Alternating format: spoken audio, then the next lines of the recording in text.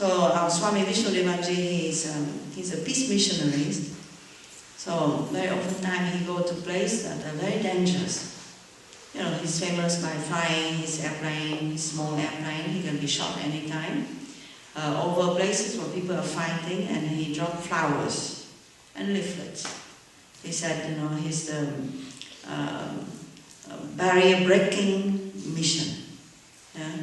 He do like this physically by flying over places where people are fighting, but really he said it's a mental breaking. I'm going to go on a mental breaking barrier, mental barrier breaking boundary, you know, breaking mission. So what he's saying is it's always the mental barrier first, the idea of separation between this group and that group, this nation and that nation first, and then after come the wall. Yeah? So when you want to separate between countries, what you do? Borders and boundaries, and then wall. If somebody passes the borders, and you shoot them like that. So it starts first with the mind, idea that I'm separating from this group or that person. I'm different from them. So he's very much doing that as his, you know, full-time occupation.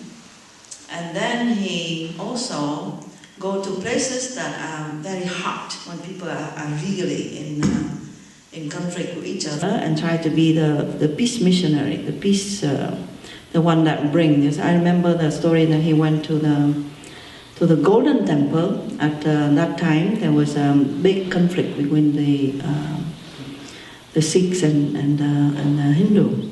Yeah? And so he went there, and you know, he's a Hindu Swami, you know. So it's very brave to go in the middle of a conflict there. So he wear his turban, you know, because you know in the Sikh temple you have to wear the turban. So he wear his turban, and he go with 2-3 of his disciples, and he come in the middle, and he's able to talk to the leaders of the Sikh. And he said everything around him, everyone is armed to the teeth. Big army, because they are, you know, it's a very dangerous situation, and he tried to talk to them, and about what is the problem and what he can bring as a message to the government of, you know, at that time, and so he said he was the last person actually that went in there, because when he left, he didn't have a chance even to bring the message to the government. Then the government, you know, bring in the army and shoot. So these people that he met, and the leaders, were killed. So he told many stories like that. Or stories that he went to into you know, Israel and Palestine conflict. He went there. And he always do something reverse. Let's say in the Berlin Wall, then there was the you know, there was the wall, and then people that try to go from east to west, yeah, to escape. Yeah. What he did when he flew, he go from west to east. It's always go somehow reverse. With the, you know, go basically to break the idea. And when he flew over the wall, it's not like the wall came down or something, but after he flew over the wall did come down. A few years after, the wall came down without bloodshed. So, you know, he said that he didn't say it per se, but we think that he's by doing that, and it's you know, it's covered by the press, because you know, he makes sure that people know that he would do that. And then all the allies at that time, is very dangerous, Berlin, and he do press release before and tell people that he would do that. Then you know, and he received message that, you know, you cannot do that. Anybody that go into Berlin at that time, sneak any kind of airplane go to Berlin at that time, that would be, you know, they would they have a life sentence. You know, it's not something easy. It's the middle of the Cold War. So he did. He not only sneaking in there one airplane, but he sneaked two, in case something happened to the other one. And who was the one that helped him? Us. I mean, you and me. We have no knowledge of anything. We just have faith that Swamiji did something correct. Actually, we try hard. We try very much to go and talk to him. Swamiji, this is very dangerous. You shouldn't do that. Because, we don't want to lose our guru, We try very hard to talk him out of that, but there's no way. He said, I receive orders from above. And so he has to do that. And there is no money. I mean, the organization teach yoga and gain some money from donation and so on. But he never really keep any much money, because any money then he invests into peace missions, And I remember I was an accountant at that time in the ashram in Canada. I pull my hair out, I suffer so much, I cry sometimes, I get into some kind of big crisis. Swamiji, we cannot pay our bills. And he spent a lot of money, take care of airplane or buying airplane. Like this, and we have no idea, we just want to pay the bills for the ashram, And he spent money for something that's for us, it's like crazy or vague. Why he would do something like this. And I remember that before that Berlin Wall, happened, then he didn't have money, actually, to make all this happen, because it's a peace festival at the same time, the airplane, but also the peace festival, and he organized at the foot of the wall there. So not enough money. And I remember a phone call like this, and there's no money. And then, but he still keep going. I believe that it's about, a few weeks before the wall happened, the flight happened, and he didn't have money a few weeks before. And we didn't know what to do. Then a phone call came. And then somebody decided to sell their business and give all the money to him. So he got the money. It's like God sent. And he did all this. So not only risking his own life, because if you fly over the Berlin Wall with ultralight aircraft, you sit on that little chair there is no cockpit, or no anything, and anybody can just shoot you. And at that time, anybody that crossed that Berlin Wall will be shot down. Like a point. He said that. Before people ask him, you do all this, what you think it will change anything? So he said, so many people die under the name of war. One person die under the name of peace, doesn't matter. And if I die, then you follow me anyway. He said that it's a very dangerous situation. You remember at that time, Cold War, the world is divided into these two groups. And so he did this, and I believe masterfully. Everything is just perfect because it's a divine will. Everything just perfect. He told us, at 3 o'clock, then we'll start the peace procession. And we saw him left in the morning at 6, in the fog, and fly out, and we have no idea. At that time I was there, and I could not stop laughing. I don't know why. It's like there's this nervosity to feel that my God, he's up there and he's gone, and we have no idea he will come back alive or not. So I just laughed for hours. I don't know, just laugh. A very strange psychological reaction. And then he come back and he walk in. I was in a parking lot like this, and we have a tent. It's like a temple. It was a circus, and somehow we switch it into a temple in a moment. And very, very marvelous how they can do it. And they switch a circus energy into a temple, high energy. And then we have to. And I was there in the parking lot, hanging out there, waiting. We have no idea what happened. And Swamiji said, at 3 o'clock we start the procession. As if he just went to the market or something and come back. And I said, at 3 o'clock. And then around 3 o'clock, he walked in. And almost nobody said anything. And he walked into that place, everyone was there. A complete silence. Nobody could say anything. It's quite something. And then we went on that fire walk ceremony.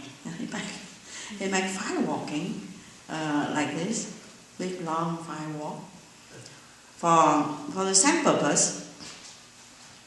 And the kavadi ceremony, people that pierce their body and there's no blood and things like that. Why he does something like this? Sometimes, most of the time, what he does, we don't understand. We just follow out of faith, and sometimes we go into crisis and we're crazy, we pull our hair, but we try, So I oftentimes say, I give him the benefit of the doubt. Because most of the time I don't understand what he's doing. Because we said that our mind is a certain level, and we have faith, but we don't understand what the great person is doing. So we function out of faith. And but he does all this to show to our rational, intellectual, rational, materialistic mind there is a higher reality that we cannot comprehend. You see, how can a group of people, about 40 people, that are not necessarily yogis or something, they are yogis and so on, but also there are people that are just there, they were just there, they're not yogis. And then they put a little turmeric band over the turmeric band over your wrist, and you walk over a hot charcoal, from here to there. How can you do that? Turmeric, in which way a turmeric band will help you to walk over hot charcoal? Can you tell me? Yeah? And it happened, you see? So that's what he demonstrated, and I remember that all the time, because I did walk. And then in the middle of the way, I was walking, and there was a traffic jam. I still remember, because, they burn hot, big log of wood, and then they break it into pieces, hot charcoal. So normally if you walk on this thing, it's already very uncomfortable for your feet, is it not? Even walking on this cold charcoal, and then here is hot charcoal, so it's tough. And there's many people, and you want to just run across, But they walk, and some people are very slow, they walk, and then in front of you there's people, they are slow, so you are kind of slow behind. And I walk about 3-4 steps or something in the middle, and there was a question in my mind. The question came and said, is it supposed to be hot or not hot? When the question came, then it's very hot. I felt it very hot. I remember your mind said, this is called hot. There's a feeling immediately that your mind recognizes it as it's called heat. But not really, you see? Because if you feel really very hot, you will have blister. Immediately, it's fast. Yeah? So it's some kind of familiar kind of remembrance that this is hot. Yeah? And then something in the mind switch it off. Very quickly, everything happens very quickly, and then you can walk. And you're not having any blister or anything. You see? So how do you explain all this? And then this man, these people that he brought from Malaysia, they call kavadi ceremony from Malaysia. You know what they did? They put this. It's very terrible to see. They put this metal thing over their cheek from here to here, coming out, over their tongue here to here, over their body, a big chunk of body, cross like this, and there's no blood, anything like this. And the man is like a porcupine. And then we went on a procession, and he's dancing. He's in a kind of trance, He's dancing, and I just make sure that I walk very close to him so I can sing very loud, so in case he come down of his trance. I remember. Because he's in the trance. I'm afraid he'll come down with his trance because he will feel bad, Put all these things around his body, So, but he go like this for an hour. we went on a procession in Berlin because Swamiji said so many people suffer here, so many people has died here in Berlin, and so many people have suffered. So we have to go and chant and chant and chant and send out good vibration, and also a lot of ghosts in Berlin at that time because so many years, there is people dying and suffering. So anyway, when we come back, they remove this thing out of this man. They put there's no blood. And they put a little ash, this vibhuti ash over the wound, and then nothing happened. And then the story was, I get excited telling the story. The story was, and then we had to go on a fire walk. And this man, that is the Kavadi man, has hole all over his body that is pierced. He walked over, he danced over the charcoal, he was the first going, he danced over, and he go around, and he go on the line again, to go across again the second time, and he came out, and then soon after that, a bee stung him. A bee stung him. And he suffered, and he suffered. And he go and he cry and he suffer. This man that was pierced all over and the bee stung him and he suffered.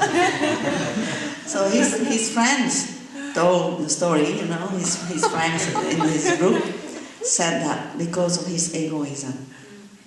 You see, he was punished because of his egoism. That means he's not supposed to go the second time. He's supposed to go the first time, but he want to show off or who knows what. They went the second time, and then the bee stung him, and then he felt the pain. So anyway, he did all this to show us there is a mystery.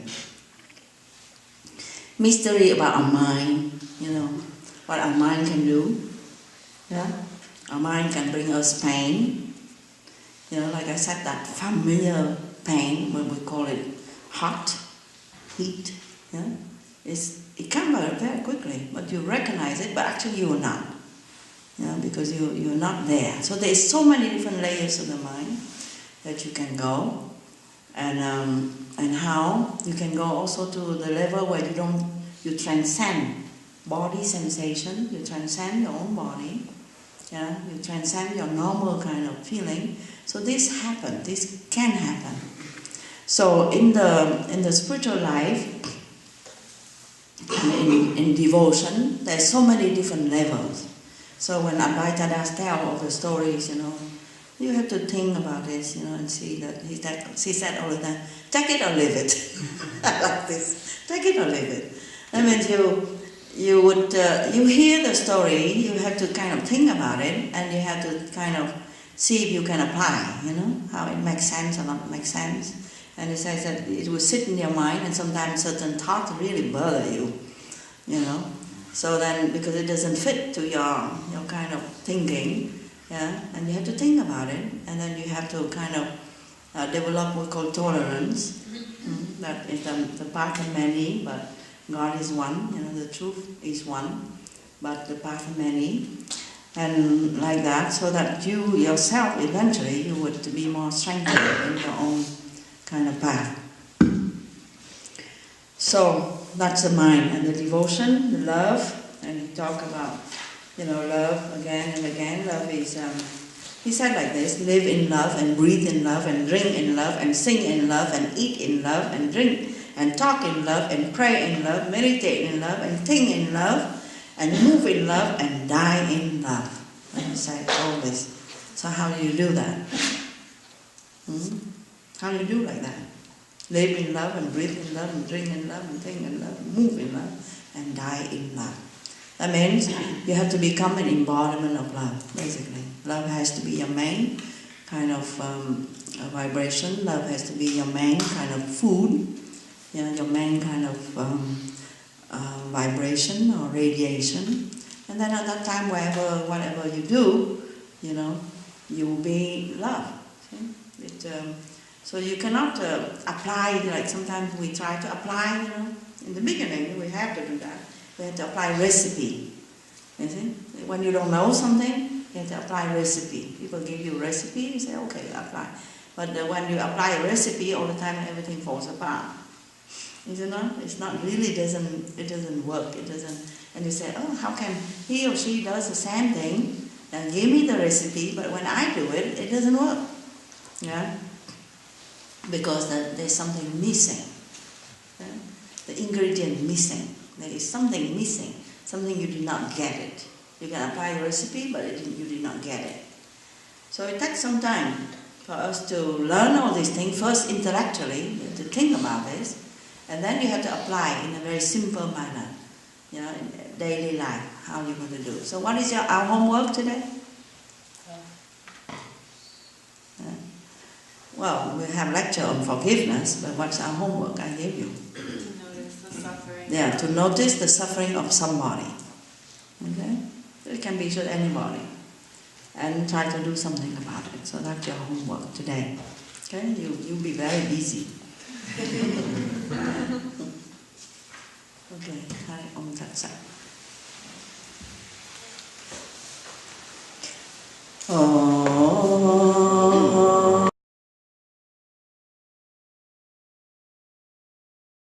Brave to go in the middle of a conflict there.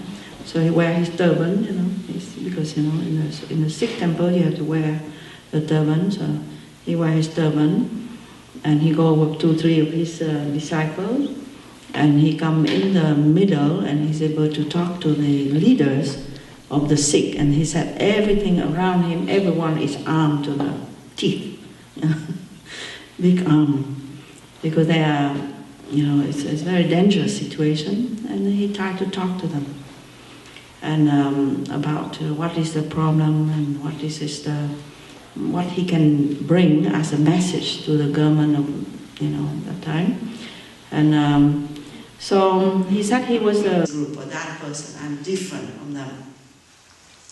So he's very much doing that as his, you know, full-time occupation.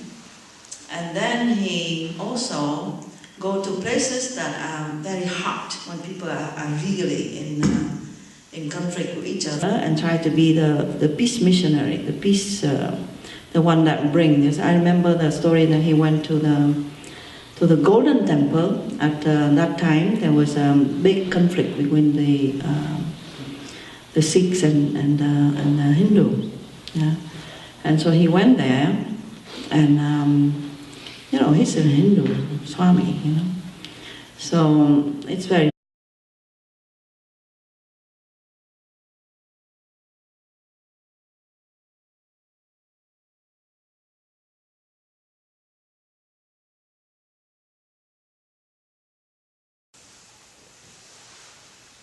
So our Swami Vishnudevananda, he's a peace missionary.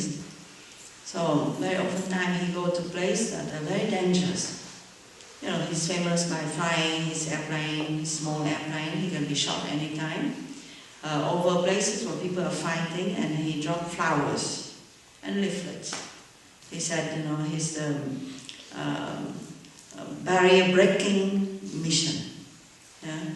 He do like this physically by flying over places where people are fighting, but really he said it's a mental breaking. I'm going to go on a mental breaking barrier, mental barrier breaking boundary, you know, breaking mission. So what he's saying is it's always the mental barrier first, the idea of separation between this group and that group, this nation and that nation first. And then after comes the wall. Yeah? So when you want to separate between countries, what you do? Borders and boundaries, and then wall. If somebody passes the borders, and you shoot them like that. So it starts first with the mind, idea that I'm separating from this. The last person actually that went in there, because when he left, he didn't have a chance even to bring the message to the government. Then the government, you know, bring in the army and shoot. So these people that he met, and the leaders were killed. So he told many stories like that, or stories that he went to into Israel and Palestine conflict. He went there, and he always do something reverse. Let's say in Berlin Wall, then there was there was the wall.